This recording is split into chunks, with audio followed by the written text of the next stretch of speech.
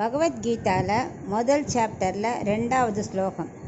சஞ்சய உவாச்ச திருஷ்ட்வா து பாண்டவானீகம் வ்யூடம் துர்யோதனஸ்ததா ஆச்சார்யம் உபசங்கம்ய ராஜா வச்சனமப்ரவீத்.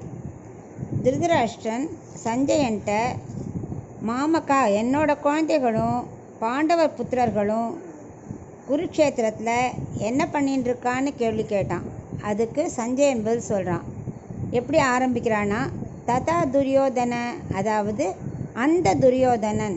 ஏன் அதில் ஆரம்பித்தான்னா, அப்போ தான் திருதராஷ்டிரன் தன் பிள்ளையை பற்றி ஏதோ சொல்ல போகிறான்னு ஒரு ஆர்வம் வருமா. அப்படி வந்து ஃப்ரண்ட்டில் உட்காந்து காதை தீட்டின்னு கேட்பானான். அப்படி ஆரம்பிச்சுட்டு என்ன சொல்கிறான், திருஷ்டாத்து பாண்டவானீக்கம் வியூடம். பாத்தியா, பாண்டவரோட வியூகம் எப்படி அமைச்சிருக்கான்னு. யார்கிட்ட? ஆச்சாரியர் துரோணர்கிட்ட. என்ன சொல்கிறான்? யார் சொல்கிறா?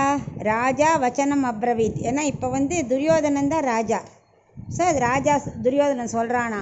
பாத்தியா, அவன் எப்படி அமைச்சிருக்கான் பாரு வியூகத்தை. அப்படியே நடுங்கிட்டானான். இத்தனைக்கு பாண்டவ சேனையை வந்து அவ்வளோ அழகாக அமைச்சதை பார்த்து ஏன் இப்படி நடுங்கிறான்னா, இவன் தவறு செய்யும்போது கவலையே படலை. மேலே மேலே மேலே தவறு பண்ணிகிட்டே இருக்கும்போதெல்லாம் ஜாலியாக இருந்தது.